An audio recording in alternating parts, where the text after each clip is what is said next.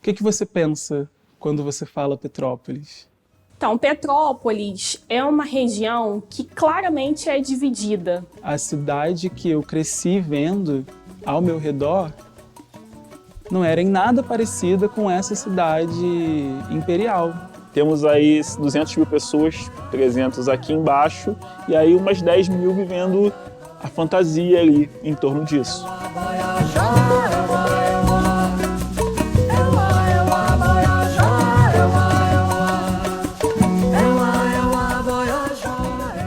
Todo mundo sabe que Petrópolis é uma cidade que é constantemente lembrada pelo passado colonial. Mas pouca gente lembra, pouca gente se dá conta de que Petrópolis tem muitos morros. Os petropolitanos não costumam usar o termo favela para chamar os bairros que ficam em torno do centro. Só me dei conta que eu morava numa região de favela, numa região de comunidade, quando um amigo do Rio de Janeiro veio para cá, para Petrópolis, para minha casa, e falou: caramba, você mora na favela, você nunca tinha falado. Petrópolis começou como uma colônia agrícola, né, que trazia esse imigrante europeu, doava a terra para que ele trabalhasse na terra e desenvolvesse a cidade. E quando o Major Queller, Frederico Queller, junto com Pedro II, eles vão desenhar e planejar a cidade, é muito interessante. Você pega os documentos e aí você vê os quarteirões, né? A divisão dos quarteirões. Então, a gente tinha os quarteirões dos italianos, os quarteirões dos franceses, dos suíços, etc, etc. A pergunta é, ok, a gente tem esses quarteirões todos, mas e cadê a população negra de Petrópolis nisso? Eles não estavam nem no desenho da planta original da cidade, porque justamente a ideia era: eles não vão existir. A cidade de Petrópolis, eu costumo dizer que ela foi um bastião do pensamento eugênico no Brasil. E o que é isso, né? A eugenia é uma teoria científica que estava ali no século XIX, bebeu no darwinismo, né? Levou o darwinismo para a questão social e pensava na existência de raças superiores e raças inferiores. E de acordo com a ideia da eugenia, a gente precisava eliminar essas raças inferiores para que a civilização pudesse ter um progresso, para que aquela nação progredisse. Esse é o pensamento eugênico. Era uma ideia de você purificar a raça, né? E assim, a gente conhece o ápice do pensamento eugênico com a Segunda Guerra Mundial, né? Era justamente o discurso que o Hitler usava.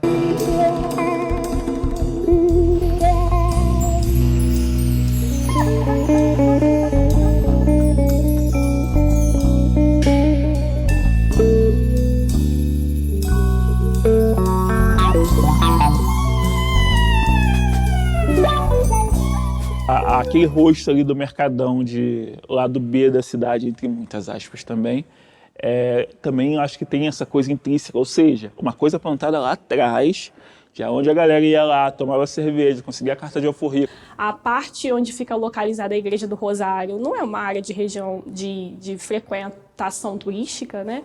Existe muita gente preta que habita ali, que caminha por ali.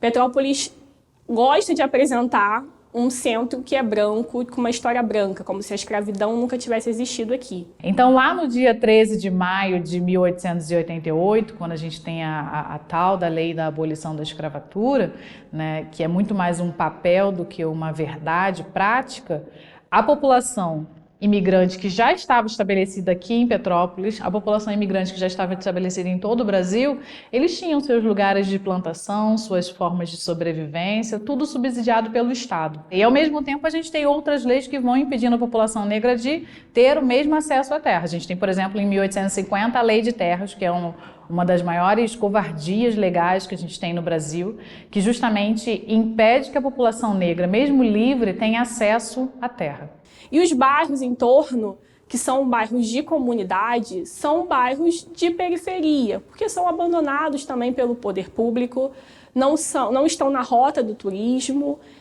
não aparecem na história de Petrópolis, e é onde realmente a população de maioria negra, mestiça, se encontra com todos os problemas das grandes cidades, às vezes falta de água, falta de saneamento, e ninguém fala sobre isso, né? Fica sempre escondido na nossa história. Eu indo para fora do Brasil, vendo ainda todas as construções europeias e tudo isso, eu vi em Petrópolis muito dessa riqueza. E eu vi, cara, esse lugar aqui que dá para chegar.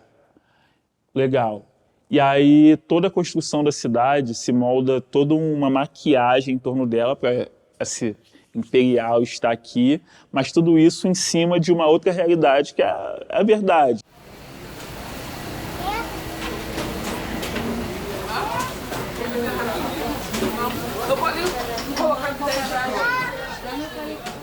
Como que eu me relaciono com a história dita imperial dessa cidade? Se eu não sou imperial, eu tenho certeza que a minha família não é, os meus avós, os avós dos meus avós, muito provavelmente foram eles que construíram os braços, os trabalhadores, né, que construíram todos esses monumentos e que, na verdade, não são eles que são lembrados, né, mas, na verdade, são as pessoas de Petrópolis. Dentro desse contexto, pensar a ancestralidade é um desafio, né? Primeiro porque os adolescentes, né, as crianças com quem eu lido semanalmente, eles não conhecem a sua história.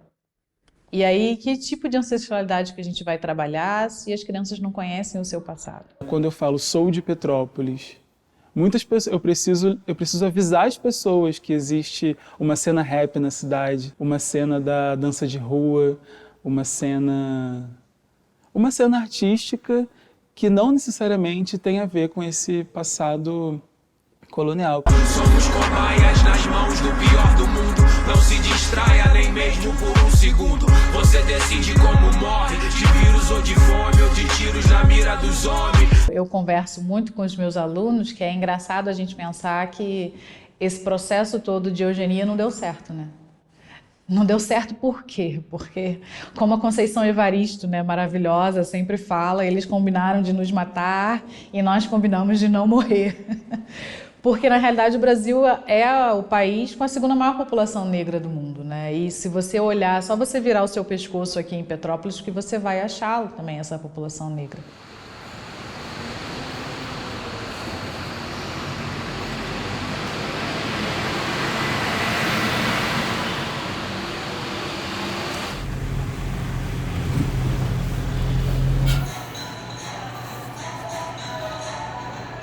Eu acho que o que mais falta dentro da sala de aula para a gente se aproximar dessa questão da ancestralidade é justamente pensar o conhecimento africano como potência e como uma riqueza, como de fato um tesouro, sabe? O nosso corpo dialoga de uma forma muito próxima das nossas raízes ancestrais, né? Então a ancestralidade ela está presente nos discursos, nos diálogos, no modo com que nós enxergamos o mundo. Eu tomei várias porradas, em aspas, de lugares workshops que era para dar, cargos que era para ocupar, trabalhos que eu perdi, conta de ciúme.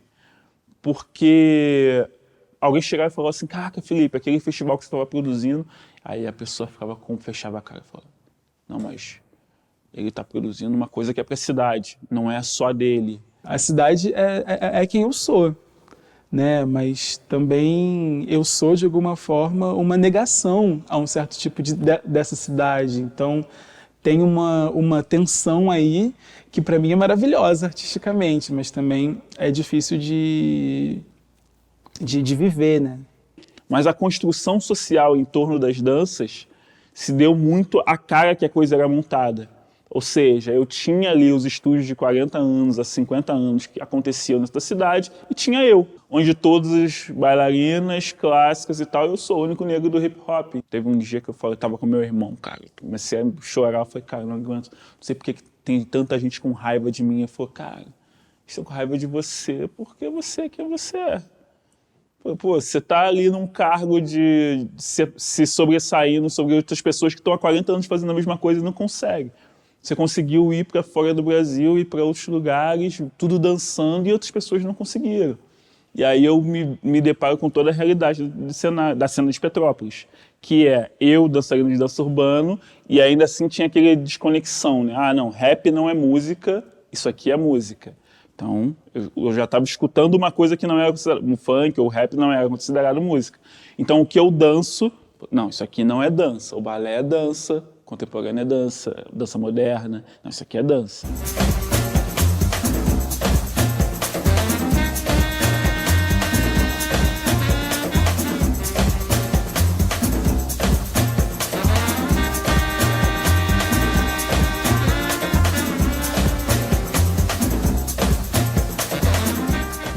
O Memória Epidérmica é um filme que eu fiz em 2020, no auge da pandemia, e surgiu a ideia de fazer uma coisa em casa, só eu comigo mesmo,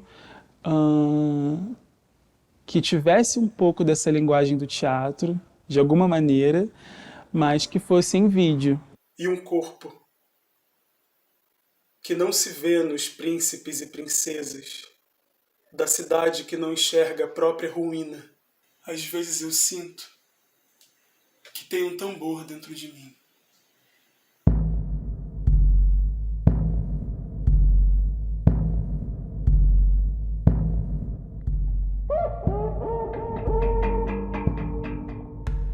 Eu tentei trazer para o filme esse lugar de pensar o meu corpo, né, esse corpo, em relação com esse corpo que é a cidade em que eu vivo, né? Então eu falo da natureza da cidade, né? Eu falo de alguma maneira da geografia da cidade, quando eu falo desses morros, dessa água que escorre pelos morros e leva as histórias. O de cima sobe e o de baixo desce. Nada disso é por acaso, muito menos por descaso. Hoje em dia o pobre paga até pela prece. Rezo minhas velas, queimo pragas e estresses nessas bagas mais rápido que o mercado imobiliário queima favelas. A cidade, ela tem esse núcleo central e esse núcleo central ele é formado pelas elites. E onde que está a população mais pobre e que acaba sendo também a população negra da cidade? Está justamente nos locais de risco, né? Nas escolas, nos lugares onde a gente vê os piores acidentes, que não são só ambientais, né? São acidentes também que perpassam por uma política pública de exclusão. A territorialidade dessa cidade me inspira, mas também de maneira nebulosa, conflitante, né? Às vezes eu sinto que eu trago a cidade nas minhas coisas em conflito com ela também, assim. Eu estou numa cidade onde, cara, eu vou pegar arquivos e eu estou com o cara do meu lado que estava ali saudando Hitler alguns anos atrás em outro lugar.